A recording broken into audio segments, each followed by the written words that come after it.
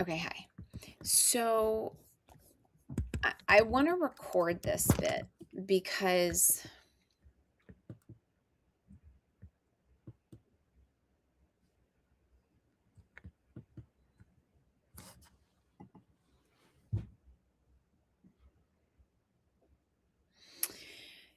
it's something like we are also looking at the Catholic Church's recent response to AI and asking what a Jewish response might look like in a tradition without one central authority. And because this conversation needs someone who can, I'm like sort of talking about why you're the person. Yeah, let me see if I can do this with this intro. Okay. Okay. I just feel like this is like the biggest one. I think this is like, are humans worthy of ourselves? Like, that's what I feel like Golem Mm, is. Okay. Welcome to Command F, where we are asking what ancient technologies can teach us about the ones we are building now. This episode is for sure the most intimidating one for me, and it may be the hardest one to process. This episode is the most intimidating for me and might be one of the harder ones to navigate this season because we are stepping into Golem, Judaism's great story about creation, protection, power, and what happens when the things we build begin to exceed our wisdom. We are also looking at the Catholic Church's recent response to AI and asking what a Jewish response might look like in a tradition without one central authority. And because this conversation needs someone who can hold Jewish text, technology, law, mysticism, and moral imagination all at once, we're spending the entire hour with just one voice, DZ Coleman. DZ has been a pillar of this series, and today we are asking him to help us understand whether AI is our modern golem or whether the real golem is us. DZ, I feel like hello. this is like the heaviest of all. Oh, I have so many mixed feelings about the Golem. You So have many mixed so feelings. Yeah, because it's well, I who is it? Start from the beginning. Is it Jenna? Like, I think I am it. And also she's annoying. Go like, yeah. who is this person and why did we create them? So let's just talk about the word itself. Okay. It's a little bit unclear what the word golem means, but surprisingly, and I think kind of tellingly, the first being that we see that is called a golem is Adam. Adam, the first person. Like Adam Um, and Eve in the Adam and Eve. Garden of Eden. So, he's not called that in the Bible, but he is called that in the Talmud, in this early important work of rabbinic literature. So, right before Adam is kind of given the breath of life by God, right before he is turned into a living, breathing, ensouled being, Adam is called a golem. And I think that's a really important way to think about what this being is. First of all, it kind of draws a direct line between us and golems and maybe also AI, um, because a golem is essentially a kind of unmoving body. A body that has not been motivated by some force. Nothing has yet brought it to life. That is what a golem is. And so when we talk about bringing a golem to life, we are talking about taking something which is not able to move by itself and giving it some kind of power to move through the world and to do things for us. That's where the golem starts. But when people talk about the kind of the golem story, there's another story that they point to, which never actually uses the word golem, but is also important. And this is also a story in the Talmud. It's very short, so I'm just going to read the whole thing. This is a story about two rabbis, Rava and Rabbi Zera. So the Talmud says Rava created a man. Doesn't explain how, just says he did it. Frankenstyle, like. Unclear. There's all kinds of explanation later about how exactly Rava is going about doing this. But in general, the Talmud thinks of some of the rabbis, especially, the most important rabbis, as being able to work miraculous occurrences, being able to do things that are beyond, beyond how we understand reality. So Rava created a man, and he sent it to another rabbi, to Rabbi Zera. Rabbi Zera spoke to this man, but the man did not reply. And so Rabbi Zera said to him, "You were created by one of the members of the group, that is to say, you were made by a rabbi, return to your dust. And that's the end of the story. That's So it. Rava creates a man, sends it to another rabbi. The man does not speak, and the other rabbi He gets shushed instructs the away. man to fall apart, to return to dust. That's the entire story. That's the entire story? That's the whole thing. Well, why couldn't we have just kept it as that? Look, one of the things that is let's overcomplicate it. Small little stories in the Talmud is like they kind of demand interpretation. They're like, they scream out, please interpret me. And indeed, there is like a long history of interpretation of exactly every single piece of the story. Why is it that Rava is able to create this person? Is Rava able to do it because of something within him? Is he a sage of a certain level of righteousness, and so he's able to do it? What are we supposed to make of the fact that this man is not able to speak? Does that mean people can create androids, but only to a certain level? They can't create speaking androids. And why does Ravi Zera feel like the man needs to be destroyed? So all of this is unclear. Part of what's interesting about this is that the Talmud describes this, as the Talmud often does, in a way that doesn't seem to kind of signal how crazy of a story this is. It just kind of plops it in. That is, pretty characteristic of the Talmud. And of course, there's centuries upon centuries of attempts to understand this and to build upon it. Do you want me to keep going, or do you want to ask a question? Well, I had this is the densest one. This script that I have is the densest.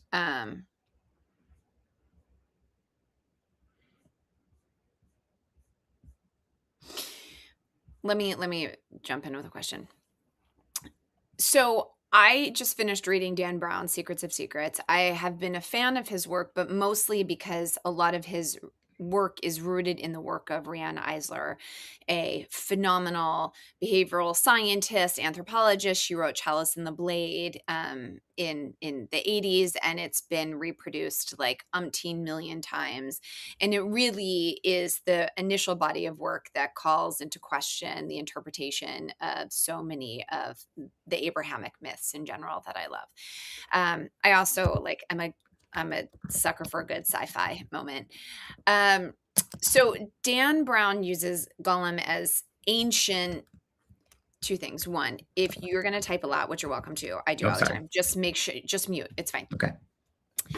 So Dan Brown uses the Golem as the ancient Jewish prototype for the AI question. What happens when humans use language, code, or sacred knowledge to animate something powerful, and then can no longer tell whether they created a tool, a protector, a person, or a monster? But I'm really struggling to even get that far in the question if the story is only 4 sentences long, and can't we just say Golem is just the ego and can't ever respond to us because it's rooted in all these negative feelings about ourselves and other people and who we are and who we aren't? Yeah. So it takes a while to get from that tiny little story to the notion of the golem that we see today. And I should say the golem is an interesting idea because it's a rare crossover between Judaism and Christianity. It was a Jewish idea that was intriguing enough that Christians, beginning in the 17th century, started to talk about it and write about it as well. There are Hollywood movies about the golem from the days of silent pictures, right? People have been interested in the golem for a very long time, even before the rise of robotics, as this being that seems like it is motivated by its own force, and is also potentially dangerous because of our limited ability to control it. But it takes a while to get there. So let me take a step back. There is this tradition in Judaism called Jewish mysticism. And Jewish mysticism understands, to kind of radically simplify this, that there are certain powers in the world, and especially powers in Hebrew letters, that there are ways that an expert might be able to combine the Hebrew letters through which the world was created, to create new sorts of things, including potentially something animated, something that is alive in some sense. There is an early book called Sefer Yetzirah, the Book of Creation, which is all about this. It's about, which letters do what and how they're connected to each other and how they're connected to different parts of the body. And it's all very unclear and kind of cloudy and a little bit unclear what it means. But the With idea is that symbols have magic in them, have currency, energy, life force in them, and they can turn things into not just black ink on white paper. Yes, that's right. Now, in the medieval period, there are a group of rabbis who kind of take this idea and run with it. They say, okay, that means we could make a person in some way. Now, it's a little bit unclear. This group of people is called the German Pietists, and they are a group of Jews who are somewhat keep to themselves. They have their own practices. Sometimes they're stricter practices than the rest of the Jewish population. Sometimes they try to break off from other Jews to kind of live by themselves according to kind of more according to stricter guidelines. But one of the things they talk about in their writings, and we have this from fragments and manuscripts. We don't have a huge amount about this. Is this idea that the golem, this being, could be a kind of reward for people who study Sefer Yetzirah, for people who study this mystical book as a kind of proof of the different natures of God's different creatures. So human beings are the top, but human beings are powerful enough that they could, at their utmost, create something like this. And there's something quite powerful there. So this idea starts to show up. It's a little bit unclear, based on the writings we have, whether these are rabbis who are actually trying to make a golem or rabbis who are just kind of imagining as a kind of thought exercise, if we really put our minds to it, we could do this. And there is some amount of ambivalence about the ability to do it. One of the most interesting stories among this group is a story about the prophet Jeremiah.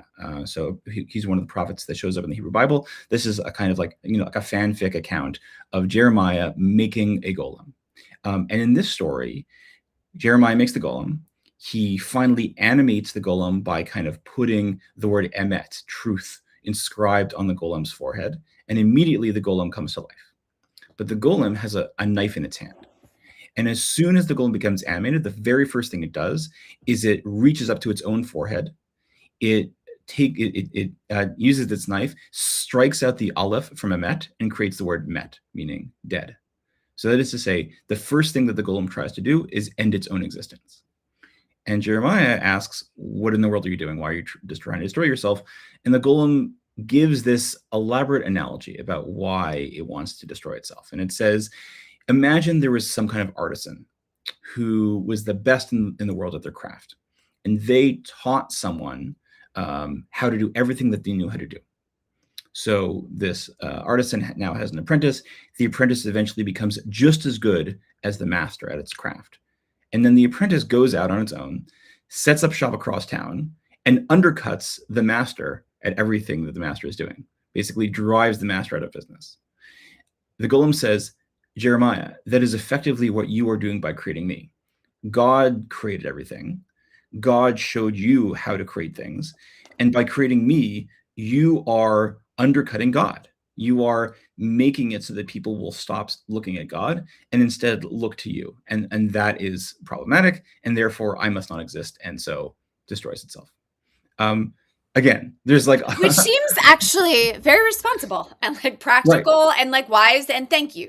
Right. I guess. Yeah. What there's like many things I find useful about that story. One is that, there's this like big question that kind of is swirling around the golem and AI about, what would we think about an AI being a person? Is it a threat to humanity's status if we imagine that AIs also have some kind of personhood or moral status? And I think like the lesson of this story is kind of like, the rabbis are less concerned about whether people are unique. They're more concerned about God. They want to make sure that no matter what you are doing, you are serving God.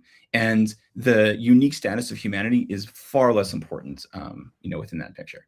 The other thing that's really important, and this is a trope that goes on in golem stories for on and on, is that most golem stories end with the golem being destroyed. The golem exists for a few brief moments and then is gone. So the purpose of creating a golem is to kind of show that you can do it. but it's not supposed to kind of sit around in the universe. And this is one of the things I find like so frustrating about comparing the golem to AI, because if you actually followed golem stories all the way through, then AI wouldn't exist, right? It would exist for a few seconds, and then you'd be like, oh, this is super dangerous, I'm not going to use this, and then shut it off. But the golem story is always ended before that part.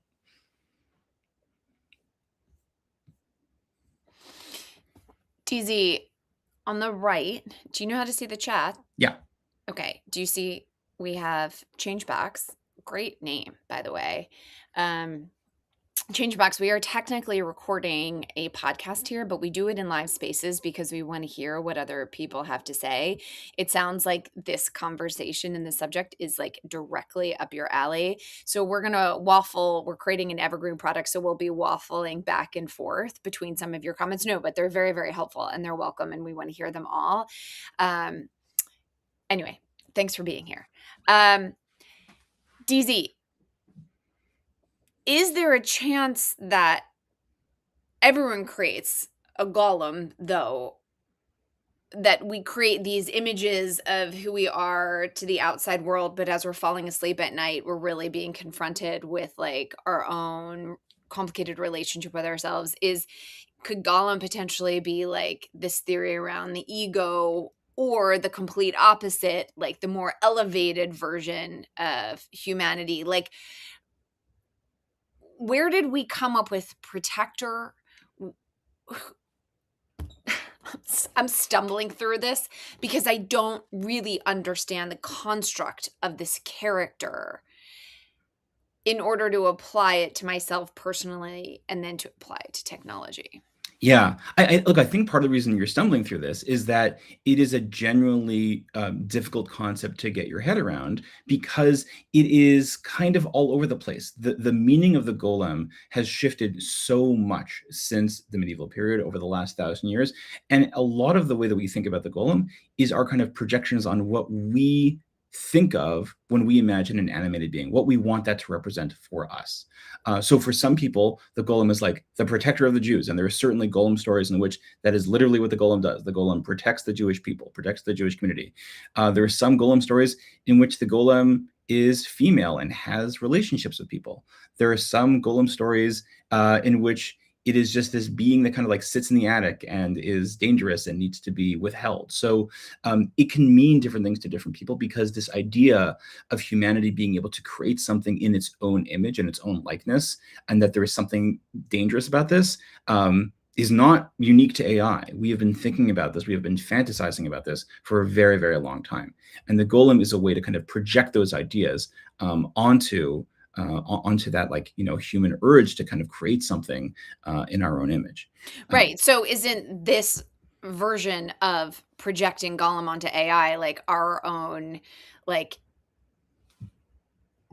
infantilized narcissism around really not even understanding what it is? Yeah. So, like, I guess the thing that I'm trying to sort out is, like, is there an answer to the question, like, what is the golem really? I don't know if there is. I know that there's like this brief window where it seems people are genuinely, sincerely trying to create a golem. And then there are later on rabbis who imagine in their own past, sometimes in their own family's past, the creation of a golem as a kind of particular act. But the legends about other people making golems so far outnumber the actual stories of making golems that a lot of this is about the kind of the cultural impact, the cultural significance of the golem, rather than like what it means like deep within Judaism. And like, I think part of the reason we struggle with this is because, in part because of its popularity. Like, this is an idea that has legs in ways that like means that it has spread and morphed in ways that other Jewish ideas don't necessarily change. It's not so common for Jewish ideas like this to have purchase within Christian circles. But like the entire idea of the Maharal of Prague having created a golem, which is like one of the most famous golem stories, that this early modern rabbi makes a golem, and animates it, and it lives in the attic of the synagogue, right? This idea doesn't have Christian roots. I'm sorry, doesn't have Jewish roots as far as we know. It's mostly a Christian invention. So it's uncommon for that to happen. And that again like complicates like what does it mean to be talking about the golem? Like what does it mean to claim the golem as a Jewish item, as a Jewish object? Yeah. I'll say like within that though, there are places within like the legend of the golem that I find particularly useful in thinking about AI. So I'll give you an example. There is a rabbi named let me make sure I have his name correct, named Rabbi Eliyahu Baal Shem of Chelm. So like yeah, I'm sorry, let me start that again. There's a rabbi named Rabbi Eliyahu Baal Shem of Chelm, and there were historical reports of this person creating a golem, using the word emet, using the word truth to kind of animate it, using the golem to do hard work for a long time. This is one of the first golem stories we have where it's not just created and then destroyed, but it's created and then used. But then eventually it is turned to dust. And this rabbi dies in 1583. So there's a legend about him. That legend seems to have been powerful enough that his own children and grandchildren were like, we need to talk about this. We need to talk about how like, our grandfather like supposedly created this thing. And so they write about it, but they write about it, of course, in the ways that are useful to them. So they don't ask like, what does this mean that like our grandfather created a being out of dust and, used it to plow the field? They ask these like much more specific questions, and specifically questions about Jewish law. And one of the questions is, can a golem count in a minyan? So a minyan is a kind of a Jewish prayer quorum, right? There's certain prayers within Judaism that you're only allowed to say if you have 10 people present. Within Orthodox Judaism, it's 10 adult men present. And there is a question that gets raised by one of this person's descendants: can a golem count in a minyan? And the answer is, it's kind of fascinating because it amounts to, before we talk about a golem counting in a minyan, let's talk about how not all people count in a minyan. Let's talk about how, we don't count, say, people who have some kind of mental disability in a minyan, right? So, before we get or women in a minyan, right? Or children in a minyan. And so before we get to the golem, let's talk about these other beings. And I find this really useful, again, for like thinking about AI, because it gets to this question of, is AI about the things, is our humanity about what we are, or is our humanity about what we do? And there's something dangerous about claiming that our humanity is about what we do, that we have to demonstrate our humanity, and that certain expressions of humanity, like maybe the adult male, mentally capable expressions of our humanity, are the ones that really win us the right to be treated like human. Like that's a really dangerous line of thought to go down. And this thought experiment of what it would look like for a golem to be part of a minyan kind of helps us get to that idea. So it's less about the myth itself and more about someone trying to take this myth and put it in conversation with Jewish law and Jewish practice. I find that very helpful.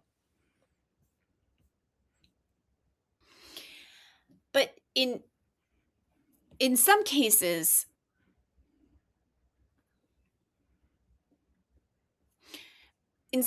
people could interpret modern golems as institutions or algorithms or markets or political movements. It's hard for me not to hold space for the fact that in the US, corporations are literally considered humans. They are given personhood rights in some capacities related to owning property and contracts, being suing. So we create these things out of dust, out of clay, as Golem originally was, and we give all of this meaning to it. But without the meaning we apply to it, it has no power and currency. So are we all just like chasing these ghosts? But I also recognize that it's helpful to create processes, institutions. School starts at 8 a.m. on September 1st. Like, I'm already counting down the days. Like, there's something to the importance of creating these kinds of structures, even though what seems to be a running truth throughout every story is that it's temporary. Yeah. Well, so this is one of the things that shows up in tellings of the golem, especially in the last 150 years or so. This idea of the golem as being something that we animate, but is ultimately unchecked and kind of mindless, and a concern that humanity has the capacity to set loose forces in the world that are going to be destructive and that we ultimately cannot control. So like one of the kind of the earliest uses of this is there's a guy named Israel Joshua Singer who talks about the golem around World War I as he says the golem used to be made of clay, now he's made of steel. That is to say, like imagining like the massive destructive force, all the people who were killed during World War I, the machinery of death that we created that we didn't even realize how efficient it would be in mowing people down. And only in the theaters of World War I, we saw these massive, massive losses because of this thing we had created. And so the golem shows up there as this idea of look at what we made and look at what we have lost control over. And so the golem is a kind of warning in those stories. And that's an idea that I think has showed up more and more. Like the Fantasia version is right, the Sorcerer's Apprentice, right? Mickey, takes the broom, and then like because he's too lazy to move water from one place to another in the castle, and ends up flooding the entire castle by just setting this force loose in the world. The broom never learns when to stop moving water from one place to the other. That's a notion of golem that I think has become increasingly popular. This idea of mindlessness, I think, really matters. Yeah. No, I'll say like there's another way to think about this. One of the most interesting modern there's another way to think about this. In the 1960s, Gershom Scholem, who was Gershom Scholem, who was the foremost scholar of Jewish mysticism of the 20th century. He's living in Israel. He's at Hebrew University. And he is sent a letter by the Weizmann Institute, Israel's kind of like first scientific university. They have just finished building a computer. I think this is Israel's third computer at the time. And they ask him, would you please give a speech at the opening ceremony? And he replies, Gershom Scholem replies, I will give a speech, but I get to name the computer. And so he gives a speech, and he names the computer Golem Aleph, so like Golem A. And the speech is really interesting because he like this is a person who's like has written like the definitive works on the history of the Golem, or some of the definitive works on the history of the Golem, and he's directly, intentionally connecting it to modern computing for all the reasons that we've talked about, right? The ways in which we are bringing something to life, something that resembles us, something that we maybe can't control. So he's doing it, he's doing it for a popular audience, so he's like, playing with them a little bit, but he ends it. Actually, let me get the exact language right, because I think it's very useful. Hey, Jay.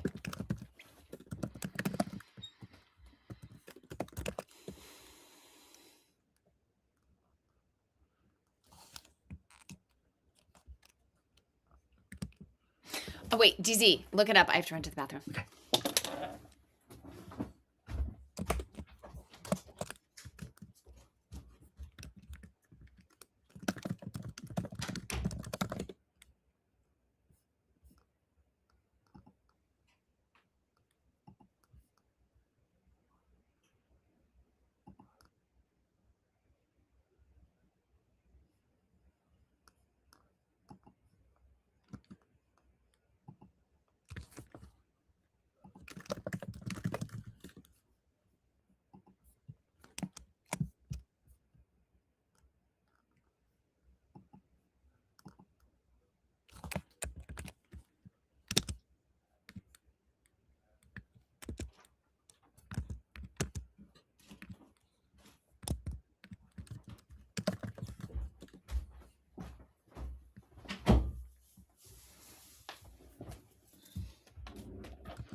Okay, go ahead.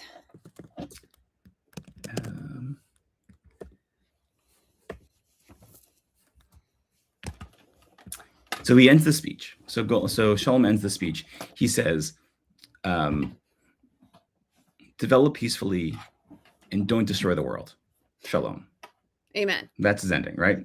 Now, it sounds good, right? Like the idea is like, okay, develop this, but be careful, which is like more or less the resounding impression the world has about the development of AI as well. Like, good, I'm glad you're doing this. Don't fuck it up, right? What is interesting to me, and this is like a footnote that I kind of learned by accident. One of the first things that this computer is actually used for is running military calculations for the Six-Day War, meaning it is almost immediately used as a military computer. And so this idea that this is going to be some kind of like peaceful robot that only serves scientific purposes, this is never actually true. Right? This is always and immediately incorporated into state government and into military applications, which is true for modern AI as well. So there is, and I think always has been, this gap between like our fantasies about what the golem is supposed to represent and the actual way that it applies. But it seems that generation after generation, the golem is the poorer. But it seems that generation after generation, the golem is an existential threat to individuals and or humanity, which is the computer, is the algorithm, is, but those things are also reflections of like greed, desire for control, all of the things that we're constantly repenting for. Like, it seems like everyone knows that Golem is always risky business, and it's on humans individually and collectively to be clear on what it is. Yeah, although it doesn't always work out that way, right? And the Golem would not be the first example of a machine that people think about as dangerous, are concerned is going to be dangerous, and then gets effectively built anyways. There is a kind of revolving Right. door between fiction and Anthropic. nonfiction. I mean, like, but like, sorry, go Yeah. ahead. No, I mean, I like, shouldn't have interrupted no, you. no, it's there's a revolving door between fiction and nonfiction when it comes to technology. We imagine technologies that we hope exist. We use those as inspiration to actually develop technologies, and then based on those technologies, we imagine technologies that don't yet exist that we want to exist. So there is like, it's not like these fictional ideas and the actual technologies that we create exist in different universes. Like, they are directly informing each other, right? Including the technologies that we are afraid of. Sometimes we use those as direct inspirations, right? Yeah.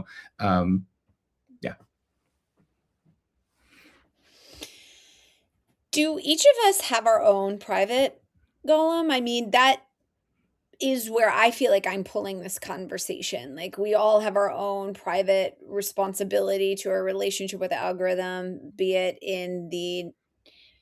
from the first episode of the season, like, we're not so sure, to how we're raising our kids around it, to is it unskilling us because we're just getting to the answer instead of actually reading a paragraph. Like, I guess I'm trying to eke it back to humans' creation of themselves over and over and over again. And I feel like you're rooting it in technology replicating itself, which I guess are just like mirrors of themselves. But is it fair to say we all have created our own private golem? I mean, I can see that on my friends' Instagram Hmm. feeds. Yeah, I don't know if I've ever thought it. I don't know if I've ever thought about it in those terms. The golems that I see in Jewish history are either um, the responsibility, the care of individual, well-respected rabbis, or they're kind of communal projects.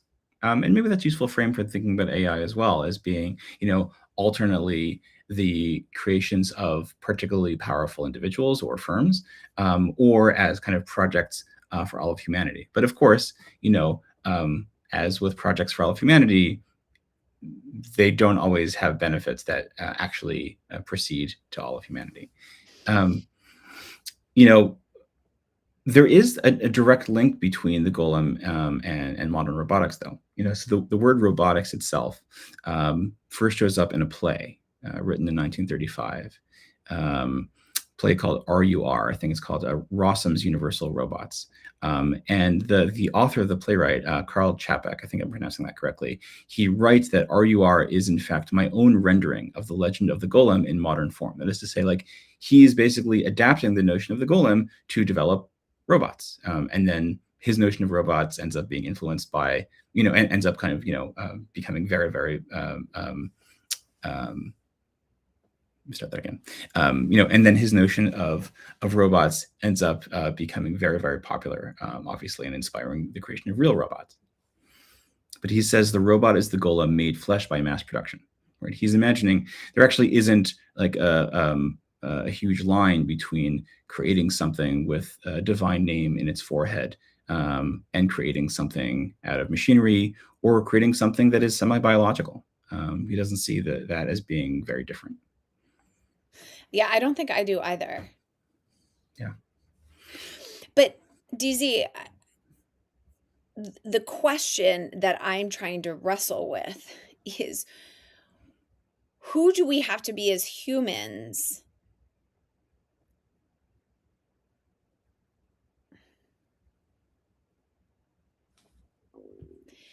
who do we have to become as humans before we can be trusted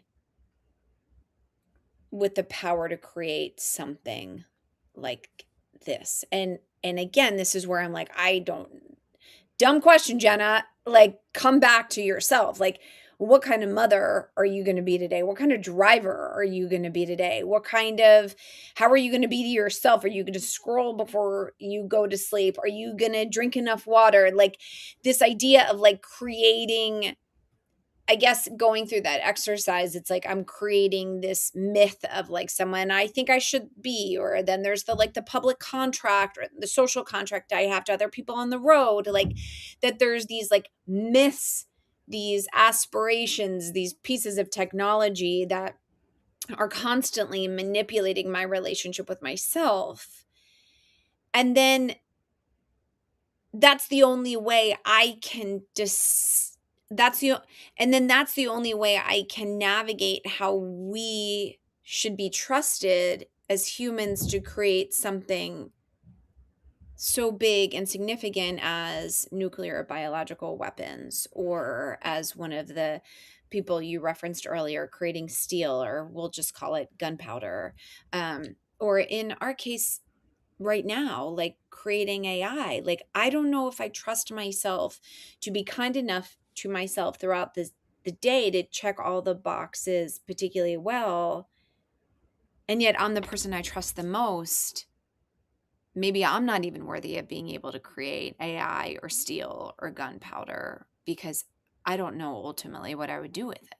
Right. And I think, within the development of AI, we talk about this sometimes as alignment, the idea that we need to actively ensure that AI's interests are aligned with human interests. And that is a difficult and ongoing task. And I think one lesson we can learn from the Golem is that it's actually quite hard. Right. It's actually quite hard to ensure that something that you want, even something that you think you understand you want, can actually be applied properly to a situation without causing unintended destruction, right? The philosopher Nick Bostrom talks about this as the paperclip problem, right? Let's say you have an AI and you tell it, I would like you to make paperclips and nothing else. It may be like, well, okay, I'm going to make paperclips, and if that means killing all people on Earth because I can use their bodies as energy to create more paperclips, I will, because no one actually said don't do that. And that's like a very crude example, but it turns out that the number of things that we implicitly want, behaviors that we want to see from our AI systems, those behaviors are quite complex and quite nuanced. And ensuring that AI gets it all right is very hard. Right now there is a kind of internal debate between the frontline developers of AI about how do you ensure that AI is good. There's different approaches, right? OpenAI at the moment has what's called a model spec, which is basically like a long list of rules that AI has to follow in order to make sure that it acts appropriately in all kinds of situations. And some of them are higher level rules and lower level rules, but it's a list of rules. Anthropic used to have a system like that and then abandoned it for something that was more like a kind of prose document of like, here's how we think, you ought to act. And the reason they did it like that is out of a sense of actually rules aren't enough. If you're talking about a being that is as powerful as AI, rules aren't enough. When I visited Anthropic, an example that someone gave was, imagine you have an AI and you tell it, if someone brings up depression or someone brings up suicide, end the conversation and direct them towards a mental health professional. So on its own, that guidance seems reasonable. But now you're talking about a system that is rapidly growing in power and that is trying to understand the rules that it itself has been given. And we have a system like that reading this rule and thinking to itself, oh, that means that I'm supposed to present as being cold. That means I'm supposed to present as being uncaring because my role is not to provide emotional support. My role is just to kind of pass off to a human being. That is that's an unintended consequence, and you need to create, 3 more rules, 5 more rules Mhm. to kind of counteract that. And so rules themselves are so difficult to create, and I don't know that we actually know what the best way is to ensure that these systems are well regulated. There's a huge amount of time and energy and attention being spent on exactly this problem and trying to solve this right now. So is the golem in the context of AI ultimately a story about obedience and the spiritual danger of creating something whose main purpose is to do what we say? Part of it is that, one of the very earliest stories we have about a golem being created in the early modern period is about a golem that is essentially malevolent, is essentially destructive. And the name of God doesn't get applied to its forehead in order to bring it to life, but in order to keep it in check. And that by bringing this thing into the world, we've essentially invited upon ourselves this constant eternal responsibility to ensure that we don't end up, hurting people, that we don't end up killing people. So there is a way in which, like, there is this understanding very early on of our ability to bring these forces into the world that can cause untold destruction without our meaning it. And the more power we have, the more ability we have to cause that destruction.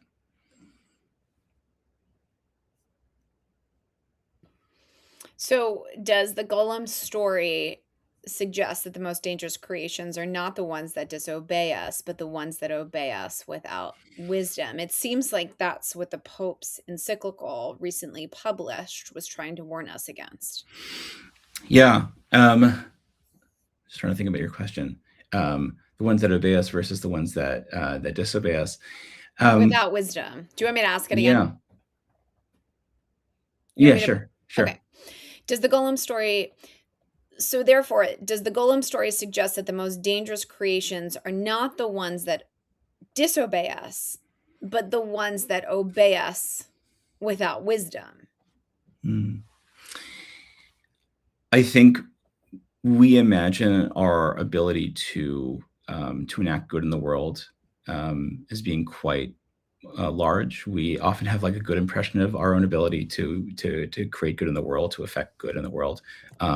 And I think the golem story is often used as a way to indicate, don't be so sure. Don't be so sure that you Yeah. know how to use power, even power that you intend to use well. And so, what does Judaism have to say about the kind of person who wants a creature that has power, but no agency, intelligence, but no dignity, usefulness, but no claim on us? Hmm. It's interesting. In a lot of I'm trying to think of golem stories that care about the person who created it beyond being a person of, great wisdom or, Are there great any? mystical knowledge. I don't know if there are. The people who create golems are generally portrayed as being people worthy of respect, and the fact that they create golems is not seen as a kind of a major mark against them. If anything, it's seen as an error. Um, but I don't know that we have those kind of stories in the way that, for example, the story of Frankenstein does have what to say about who is the kind of person who would create a Frankenstein monster, and not just about the monster itself, right? So, yeah. Isn't that what the Pope's encyclical just tried to do? Mm. Yeah, so the encyclical is thinking about these ideas and these machines that we bring into the world and kind of, that work on supposedly on our behalf, but aren't necessarily creating benefit for all of humanity. And is very much worried about the specific people and the specific corporations who bring those beings into exist. So, yeah, there is a way in which this is an expansion on the lessons, perhaps, that we have learned over centuries about the dangers of setting these forces loose into the world. Although, again, actually, putting liability where it belongs is a difficult task. And I think, like, one of the major questions that AI safety experts have right now is, how do you ensure that liability actually does go to the people who unleash these forces into the world? there's nothing like a Golem, or there's nothing like an AI as a kind of liability shield. They're great because they present as being responsible in and of themselves, right? They're kind of like great screens against actual liability, both legally and also just in terms of and both legally and narratively. So it's hard to pierce that. And where might Judaism push the conversation differently, less toward a single proclamation and more toward legal responsibility? Who caused the damage, who benefited, who failed to guard the dangerous thing they created, and who must repair it? Is that an opportunity for the Jewish community or the Jewish voice to produce something alongside the Pope's encyclical? I think you have it exactly right. Jewish responses tend to be much more grounded in the concrete, and what do you actually do in this particular situation? And questions of liability are a really important piece of that. So when an AI does cause harm, when it causes great harm, how do you ensure that liability is properly applied, both so that punishment is eat out effectively. That liability is properly applied so that there is a disincentive to unleash dangerous AIs like that in the future. Do you think that It's hard to do. disincentive? Do you think that disincentive exists anywhere right now? I don't. It's hard to see it. Maybe in like the power of public shaming, but that hasn't kept powers in line, at least that I've been able to see in the past 15 years. Yeah, no, it's very hard to see it. It's quite worrying, right? My computer's almost dead. I can't find my charger. You doing okay? You have a little bit of stamina for a little bit longer? This is so fascinating. Okay, where the hell's my charger?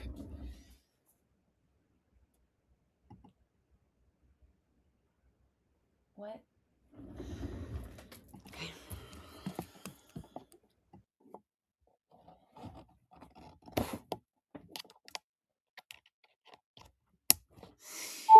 DZ, do you think that we should try to get more encyclical in here? I sort of feel like we have that in that great little 30-minute. That was the intention of this episode, but I think just sort of like do we trust ourselves enough to not be assholes and continue to create products? Like, no, I don't, because I don't even trust myself, and like I trust myself a lot. I think that we can keep the encyclical, and Maren, I'd love to hear your thoughts on this. I think we can keep the encyclical in that quick 30-minute, which you broke down very clearly, like about how the Jewish contribution can be very like factual and very tangible versus this like, the 30,000 foot perspective.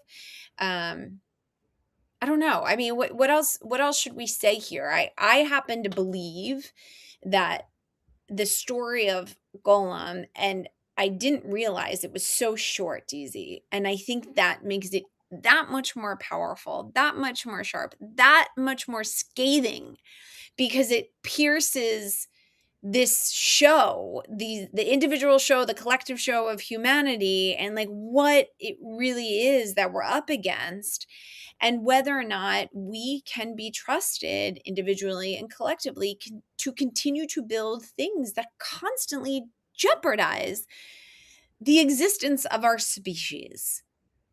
Yeah. Look, I mean, one more thing to say about this is, starting from the very first inkling of a golem, even before the word golem was used, from that very short story in the Talmud, the golem represents this idea that human beings are incredibly powerful. And, I think a lot of times when you think about like, what is a Jewish or what is a Christian notion of humanity in relationship to God, it's easy to say, well, obviously God's super powerful and human beings are much less powerful. And there is this quiet but consistent train of thought within Judaism, and to some degree in Christianity as well, that actually human beings themselves are incredibly powerful, perhaps almost as powerful or even as powerful as God, right? The idea behind that golem that Jeremiah made that wants to destroy itself, it wants to destroy itself not because Jeremiah is too weak, but because Jeremiah's strength parallels God's strength, because Jeremiah can do something that we want to give people the impression that only God can do. And so wrestling with power as opposed to kind of accepting weakness or accepting, human frailty, is a constant theme in Golem stories. This idea that we're imitating God, doing the thing that was kind of like the most radical that God could have made. I'm sorry, let me say that again. That we're imitating God, including in the way that was most radical. That is to say, God creates people, and now people create more beings that also are animated in and of themselves. There's something really powerful about that, and also a sense that that is really dangerous, or potentially quite dangerous, and that's why we're kind of warned against it. But I think that notion, that kind of like that thread of human beings being incredibly powerful, is an important one to stick with in the present moment. It is really hard to avoid the idea that human beings have reached a new level of power in creating AI. Regardless of whether you think the technology is good or bad, the fact that we've been able to create this says something about who we have become as a species. It is a turning moment. It is a turning point in the history of our species, and we need theological language to talk about it. And this thread of human beings actually do have that much power, I think, is an important one to pull on. And the golem is a kind of, literally an avatar of that representation of human power. So and I know you don't entirely agree with me, but just for holding the thread's sake, if a if if AI is our modern golem, what is the legal equivalent of being responsible for the creature that we have animated? Who is accountable when it causes harm? Is it the builder, the owner, the person giving commands? Is it Jenna, who uses it more than I want to admit?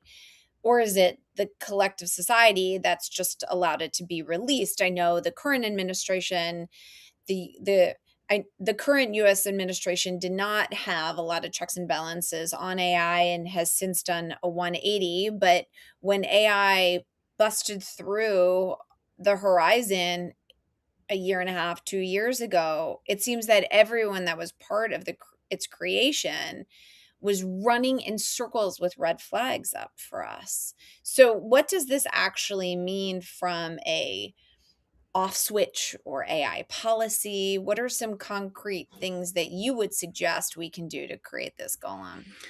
Yeah, this is a really important question, and I think it gets to what does it mean to have a religious response to something like AI? Because the golem is only going to take you so far. And I think one thing that I want to make sure people understand about religious responses to modern technology is that if the religious response is basically like, I have all the answers, I'm just going to go back to the well and pull something out for this new technology and that new technology, for whatever new technology you have, I am 100% confident that I have all the answers already. That does not work, right? The golem does not have all the answers for how to respond to AI. It is not going to give you the policy documents you need for how to assign liability for AI systems that go wrong or how to align AI properly. It's not going to. That's not its role. And imagining that that is the role actually prevents people from doing the hard work today of developing religious responses to AI using the ideas they have now and the knowledge they have now. It can't all be past looking. It has to be present looking as well. What the golem can do is it can give you language, it can give you narratives, it can give you emotion to help you think through on a kind of gut level what the answer ought to be. But there is still an important step that involves people living today, understanding the issues in their particulars, developing responses, using Golem as a way to kind of motivate people, as useful language to kind of organize people. But it's not just the Golem itself. The Golem itself is not going to get you all the way there. And so I want to make sure that like people understand it's not just about the past. It is a kind of marriage between the sources from the past and also good people working in the present. And you can't really develop a religious response to AI without having both of those things working in tandem. So what would you ban outright because it crosses that line, creating power that no one can responsibly govern? What are obvious examples of that you see?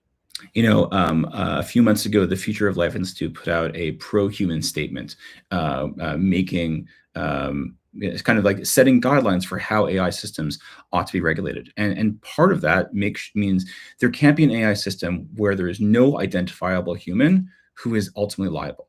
and liability, not just in terms of civil liability, but also criminal liability, right? If you are setting chatbots into the world that can harm people's lives, that can cause people to die who would not otherwise have died, there is criminal liability that needs to be assigned to that. So putting those systems in place, I think, is incredibly important.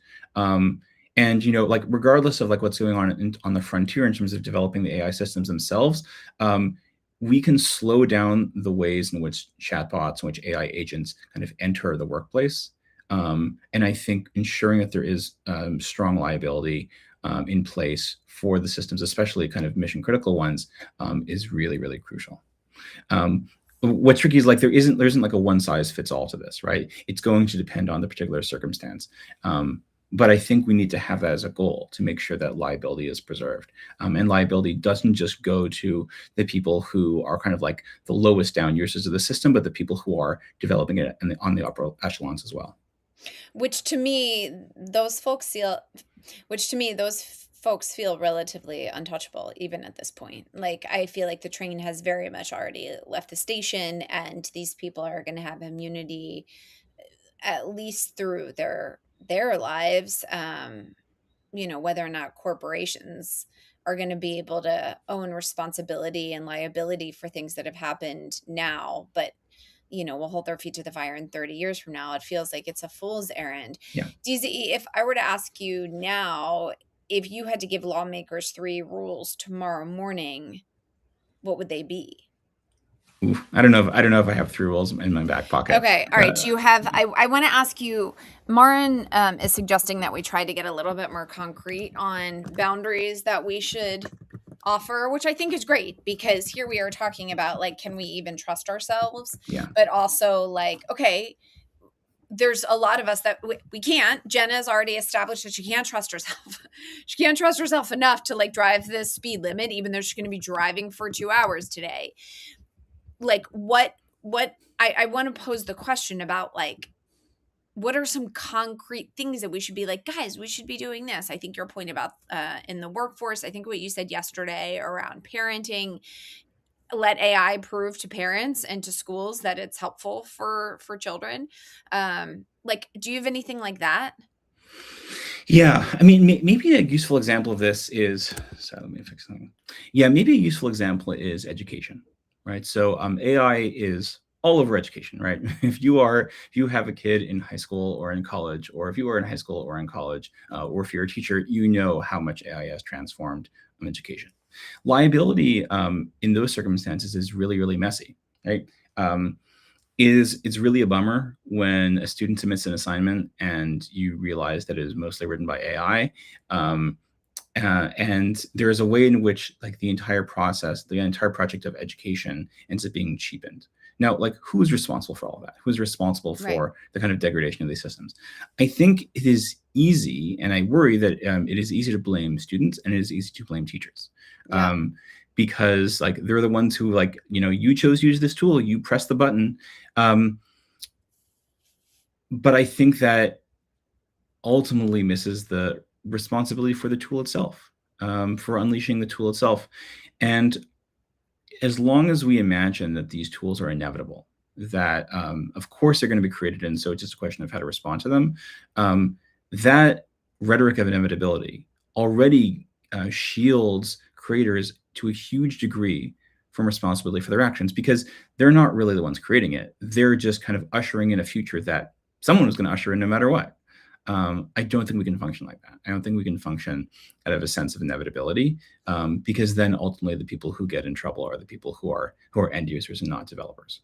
But I also think, like I said, like, I don't know if I'm interested in even trying to find, and I don't even know if I'm interested in pointing fingers at somebody, because as you've pointed out throughout this conversation, this was inevitable. Like, this was the next step. And maybe the question I should be asking you is, like, what is the next step after this? Is this where AI, the machines, start controlling us?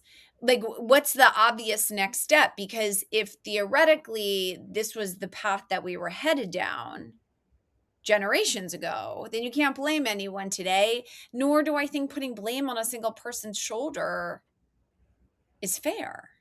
I don't Yeah. think. Yeah.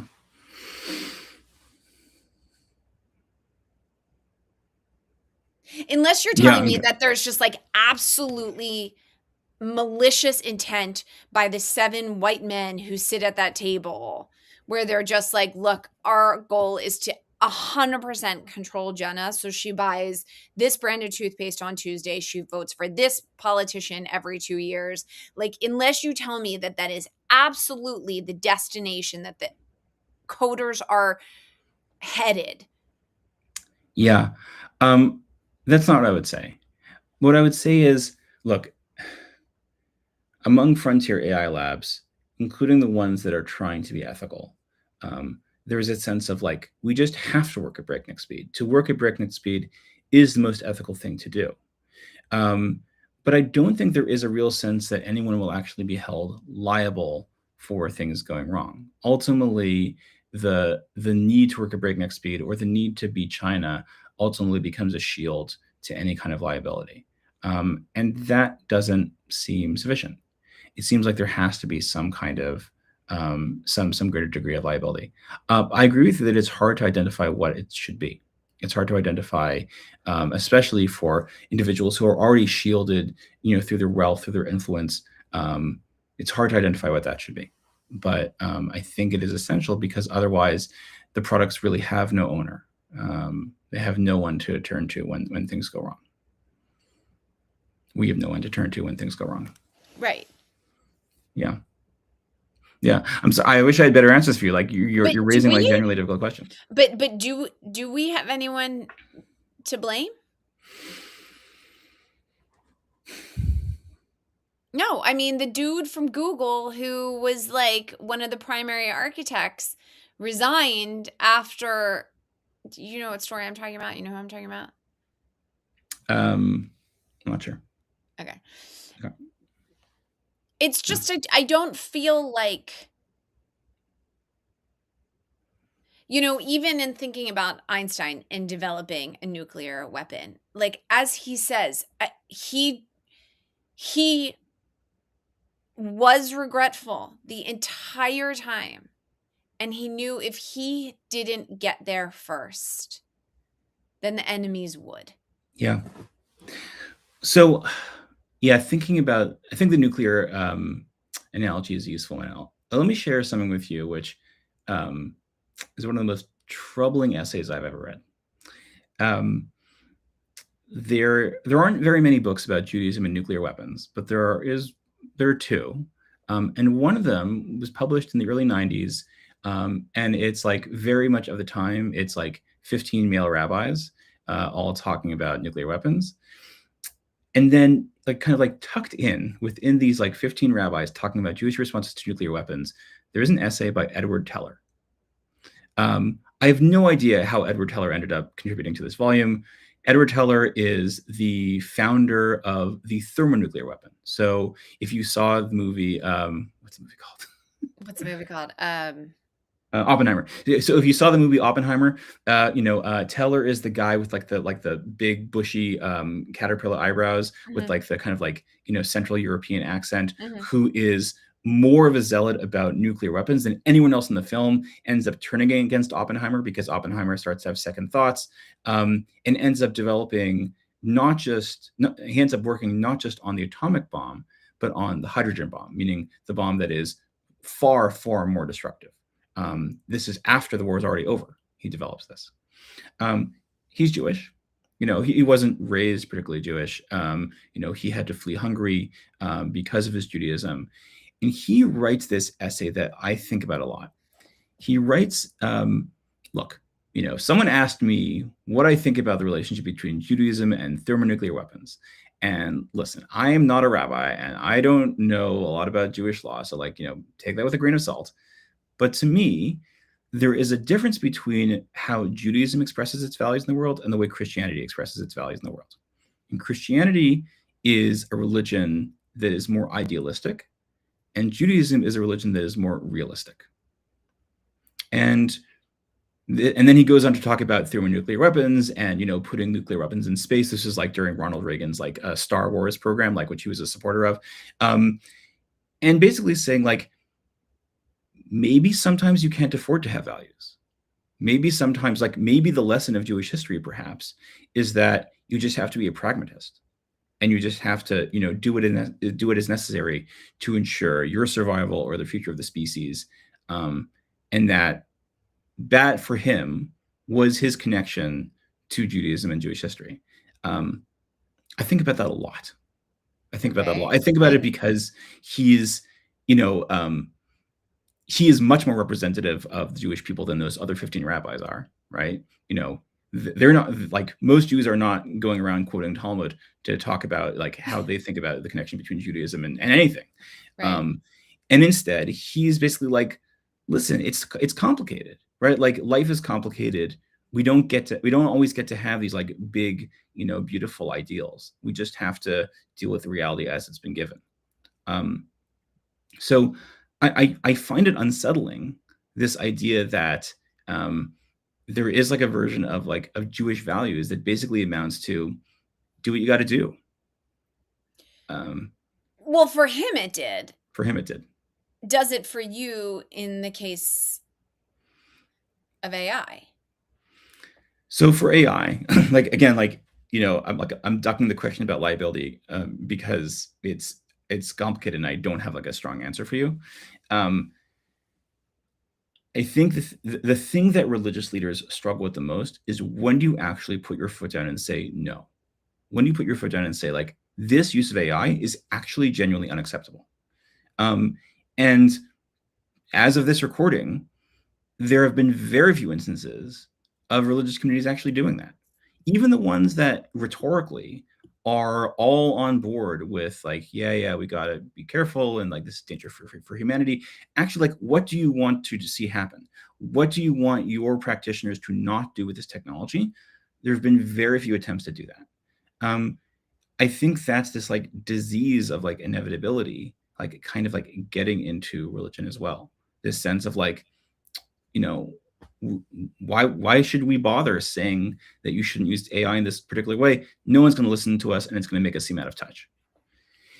So it's tough. Like, there is a difficult choice to make, right? There's a choice to make around using your kind of rhetorical power, your power as someone who speaks values, to say, like, actually, you need to make a hard choice here. And I think there are places where the public actually really wants that. I think there are places where the public really wants to say, like, yeah, I am sick of the way that AI shows up in these parts of my life, and I don't want it to be used this way.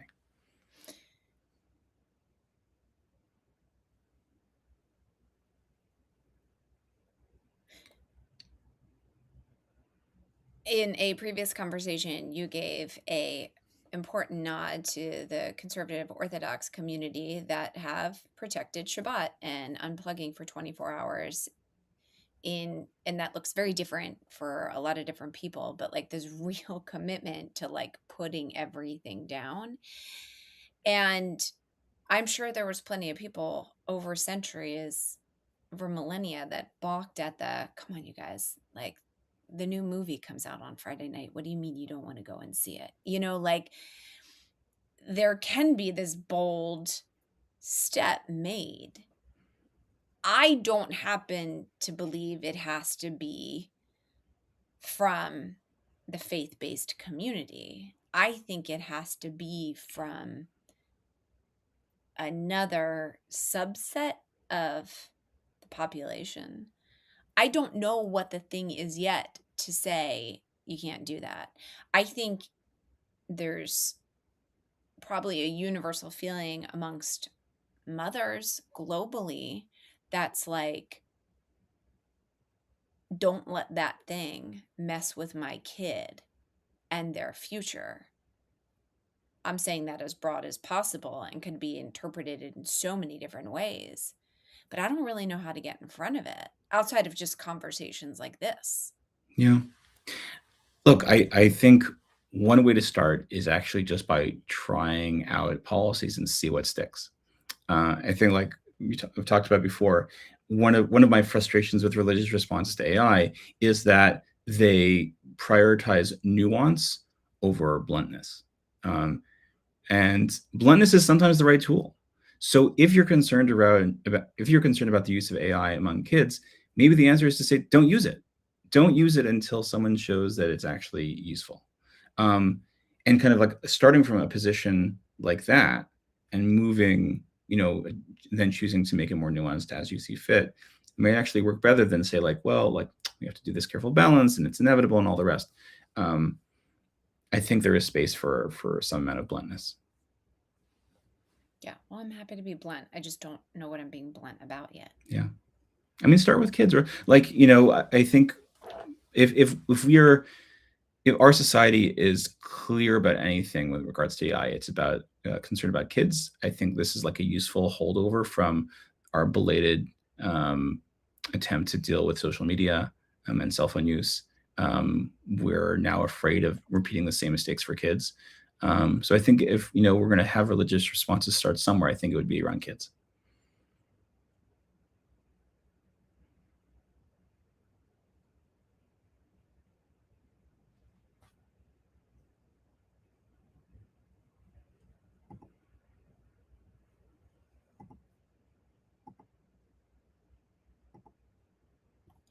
We're debating whether or not we want to try to get in one more question. Okay, hold on. We're almost done.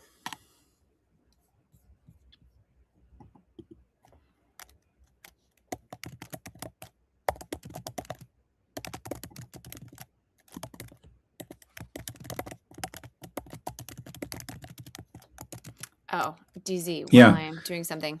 Yes, a change box. Look, there are genuinely incredible things that could be done with AI, right? I think about like health, for example, right? The kind of drug discovery that can be sped up through AI is genuinely incredible, right? So I can imagine real progress being made in the quality of human life through artificial intelligence.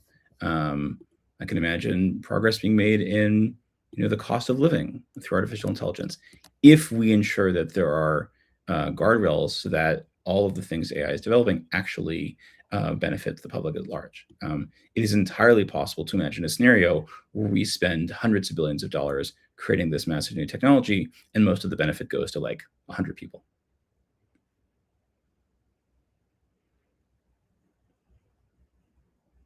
All right. So yeah. So we should talk about the length of life and also the quality of life, right? Which are two different things, right?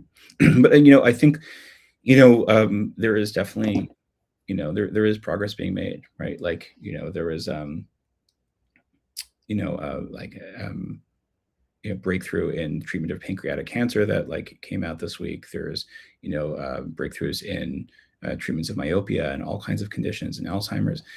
Like there's real stuff happening. And I would say like those are the things that religious communities, or I should say, those are the things that AI companies have an easiest time pointing to and saying like, look, like AI is good, right? Because everyone agrees that it's better if people live longer, and everyone agrees that it's better if people live healthier lives.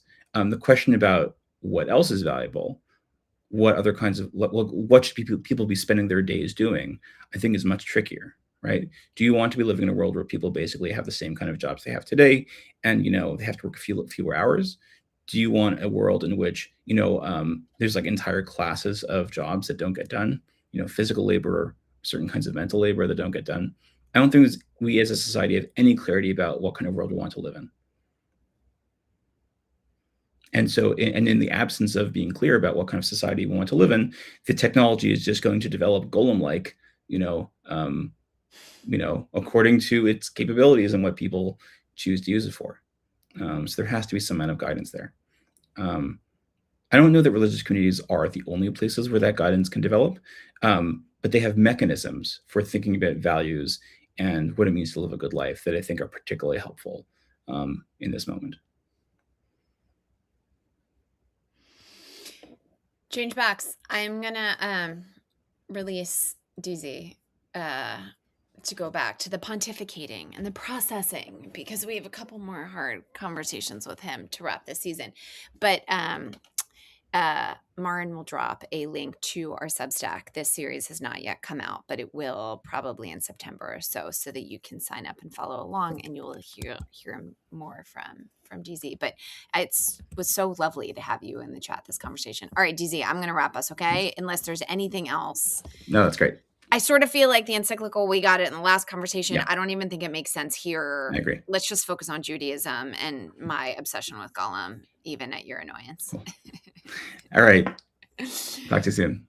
No, DZ, wait right there. Let me okay. just read the conclusion. Okay. So at the end of this episode, the Golem leaves us with a warning that feels almost too precise for this moment, that human beings are very good at creating power and much less practice at becoming worthy of it. Judaism does not ask us to stop creating, to fear knowledge, or to retreat from the future, but it does ask us to be radically accountable for what we animate, for the tools we build, the harm they cause, the people they protect, the people they endanger, and the parts of ourselves they reveal. So maybe the Jewish response to AI cannot be timid. It cannot only be a set of beautiful values or vague invocations of dignity. It has to be bolder than that, a demand for responsibility, limits, repair, restraint, and moral courage. If AI is our modern golem, then the question is not whether we can build something more powerful than ourselves. We already have. The question is whether we can become the kind of people and the kind of society whose creations do not outgrow our conscience. Beautiful.